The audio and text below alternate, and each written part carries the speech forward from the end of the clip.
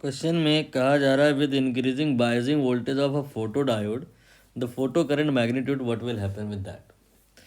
Actually photo diode का basic थोड़ा सा आपको यहाँ पे रिक्वायर्ड है, मैं ब्रीफ कर दूँ। क्या होता है फोटो डायोड? ये नाम से ही समझ में आ रहा है कि एक डायोड होता है, बिल्कुल ठीक बात है। ये डायोड फोटो होता है, मतलब इसमें फोटोन गिरते हैं और फोटोन की वजह से इस डायोड कि एक्रॉस अगर हम कोई अमीटर लगा दें, बैटरी ना भी लगाए चलेगा, तो भी इस अमीटर में करंट आ जाती है।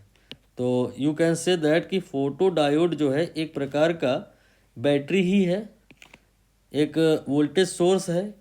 ये क्या कर सकता है? वोल्टेज सोर्स कह लें या करंट सोर्स है ये बस ऐसा एक एलिमेंट है जिसके ऊपर अगर लाइट गिरती है तो वो करंट पैदा हो जाती है। फोटो इलेक्ट्रिक इफेक्ट से मिलती जुलती कहानी नहीं लग रही है। वहाँ पे क्या होता है, वहाँ पे एक मेटल होती है, उसके ऊपर फोटोन गिरते हैं, तो उससे क्या होता है, इलेक्ट्रॉन बाहर आ जाते हैं।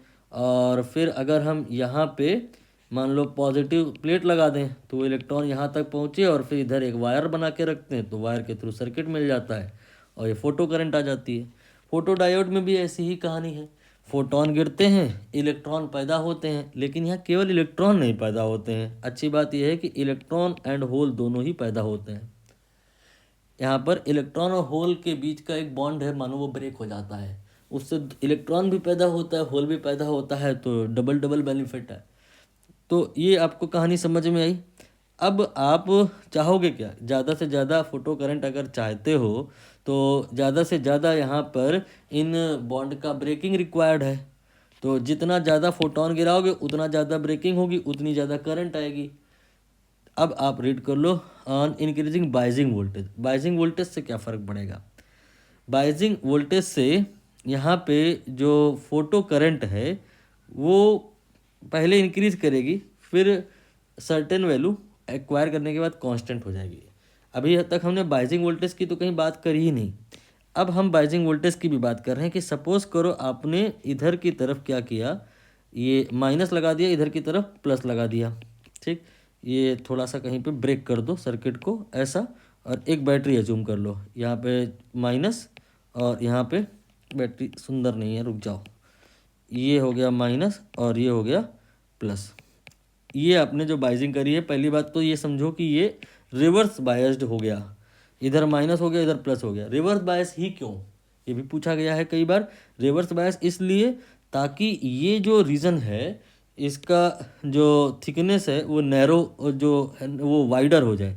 तो जब ये वाइडर रीजन हो जाएगा, इसकी जो थिकनेस है वो बड़ी हो जाएगी, तो आने वाले फोटॉन्स की संभावनाएं बढ़ जाएंगी कि इससे इलेक्ट्रॉन और होल पेयर के जनरेशन की चांसेस इंक्रीज हो जाएंगे। इसलिए हमें रिवर्स बायस करना है।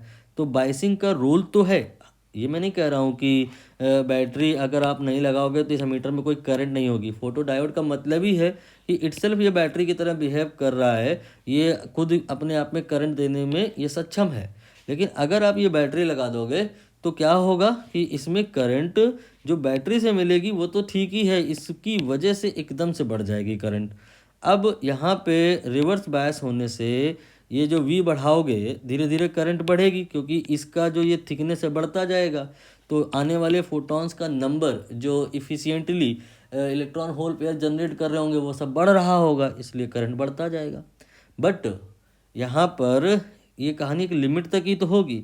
जब मोस्ट ऑफ दी जो इलेक्ट्रॉन होल पेयर हैं वो ब्रेक हो जाएंगे तो उसके बाद और कहाँ से ब्रेक होंगे, तो फिर वहाँ पर जो वो करंट होगी वो सेचुरेट हो जाएगी। ग्राफ के थ्रू भी इस कहानी को रिप्रेजेंट किया जाता है। यहाँ पर आई बना लिया जाता है, यहाँ पे वी बना लिया जाता है, और यहाँ पे ऐसे एक ग्राफ होता है और इस प्रकार का एरो बनाते हैं जो ये बताता है कि अगर रिवर्स बायस डायरेक्शन में वी बढ़ाते जाएं तो रिवर्स बायस डायरेक्शन में करंट भी बढ़ती चली जाती है।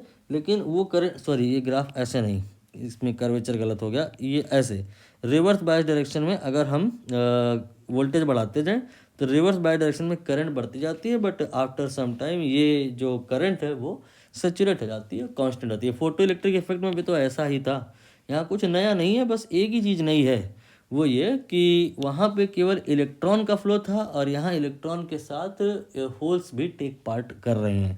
तो जो आईवी कैरेक्टरिस्टिक थी वहाँ पे, कहाँ पे, फोटो इलेक्ट्रिक इफेक्ट में, वहाँ भी ऐसी ही थी मोटे मोटे तौर पे कि यहाँ से स्टार्ट हुआ था और फिर ये आगे जाके सैचुरेट हो गया था। इनफैक्ट वहाँ ये देखा गया था कि अगर हम कोई बाइजिंग वोल्टेज ना अप्लाई करें तो स्टिल वहाँ पे कुछ करंट पाई गई थी। यही तो यहाँ पे है कि अगर हम ये बैटरी ना लगाएं तो भी यहाँ पे कुछ ना कुछ करंट एग्जिस्ट करेगी, और अगर हम बैटरी लगाएं तो ये करंट बढ़ने लग जाएगी, बैटरी का वैल्यू बढ़ाएं तो ये करंट और बढ़ेगी। लेकिन आफ्टर सम टाइम जो ये आपके जनरेट हुए हैं इलेक्ट्रॉन होल पेयर, ये पूरे के पूरे इन्वॉल्व हो चुके होंगे, फिर और क्रिएशन नहीं हो पाएगा तो करंट सैचुरेट हो जाएगी। यहाँ पे आप समझ गए होंगे बी ऑप्शन सही होगा, जहाँ लिखा है increases initially and after attaining certain value it decreases. ये गलत है भाई, increases initially and saturate finally. D option सही हो जाएगा।